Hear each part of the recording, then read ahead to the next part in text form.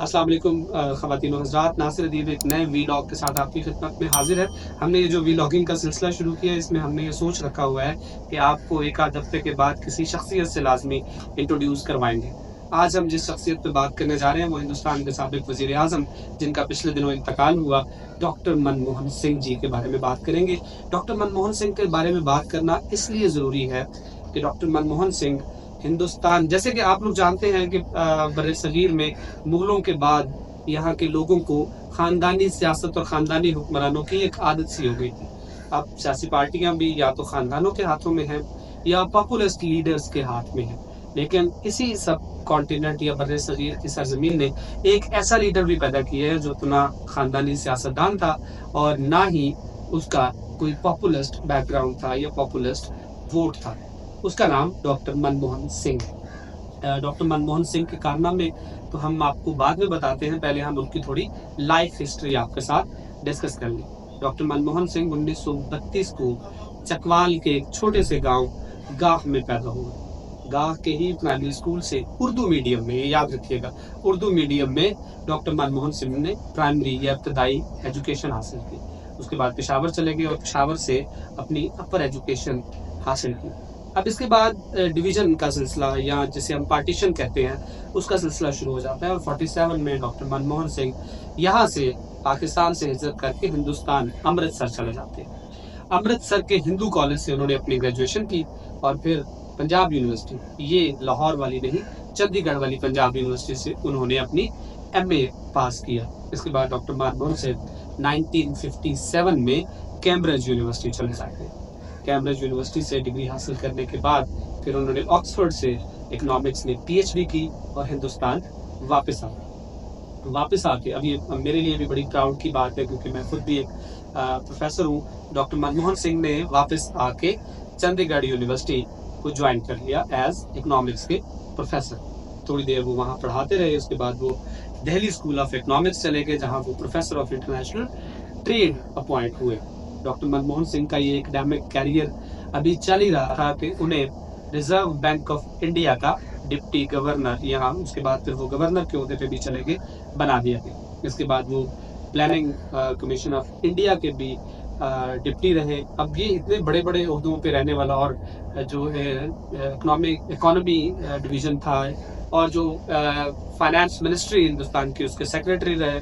फिर हिंदुस्तान में एक ऐसा ज़माना आता है, या इंडिया जिसे आप कहते हैं, उसमें एक ऐसा ज़माना आता है 1991 में, जहां इंडिया हमारी तरह यानी पाकिस्तान की तरह IMF के कर्जों के नीचे दबा हुआ था। Prime minister Narasimha Rao doctor Manmohan Singh को ऐसे हालात में हिंदुस्तान का वजीर ख़जाना बना देते हैं जहां डॉलर का रेट बढ़ रहा है, पेट्रोल का रेट बढ़ रहा है, महंगाई अपने अरूज पे है, गैर मुल्की कर्जों का बोझ है और मनमोहन सिंह हिंदुस्तान के वजीर ख़जाना बन जाते हैं। इसके बाद ख़वातीन और हज़रात, वो हिंदुस्तान जो आज आपको नज़र आ रहा है, जो दुनिया की तीसरी बड़ी इकोनॉमी है, जहां दुनिया भर से इन्वेस्टमेंट हो रही है, ये डॉक्टर मनमोहन सिंह का लगाया हुआ पौधा है। डॉक्टर मनमोहन सिंह अपनी वज़ारत ख़जाना के दौर में इकोनॉमी को लिबरलाइज कर देते हैं। दूसरे लफ्ज़ों में आप यूँ समझ लीजिए कि प्राइवेटाइज कर देते हैं। वो अमेरिका के साथ और यूरोपीय यूनियन के साथ इन्वेस्टमेंट की डील्स करते हैं। हिंदुस्तान में इन्वेस्टमेंट की भरमार हो जाती है, डॉलर रेट नीचे आना शुरू हो जाता है। हर इन्वेस्टर को, खा वो लोकल हो या इंटरनेशनल हो, बेशुमार फैसिलिटीज़ गवर्नमेंट देती है और ये सारा ब्रेन चाइल्ड या ये सारा जो विजन था, ये डॉक्टर मनमोहन सिंह का था।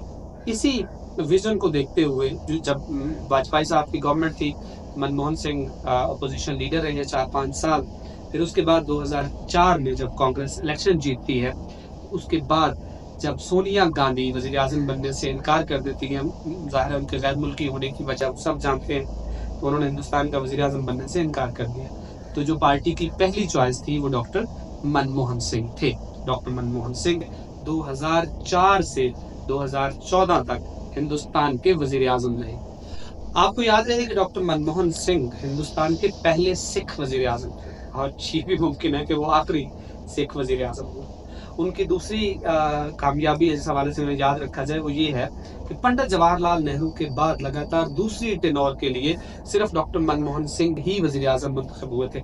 अब नरेंद्र मोदी चूंकि तीसरी टर्म के लिए भी मुंतखब हो गए तो उनका ये रिकॉर्ड भी टूट चुका हुआ है। 2004 से 2014 के दरमियान डॉक्टर मनमोहन सिंह ने इंडिया की economy, because he was economist himself, तो इंडिया की इकोनॉमी के लिए उन्होंने जो जो स्टेप्स उठाए उनका फल आज नरेंद्र मोदी की गवर्नमेंट भी खा रही है और हिंदुस्तान भी इंजॉय कर रहा है, जिसमें free trade, free media, free democracy, जो जिन चीज़ों को हम यहाँ पाकिस्तान में तरस रहे हैं, डॉक्टर मनमोहन सिंह ने हिंदुस्तान में इंट्रोड्यूस करवा दी।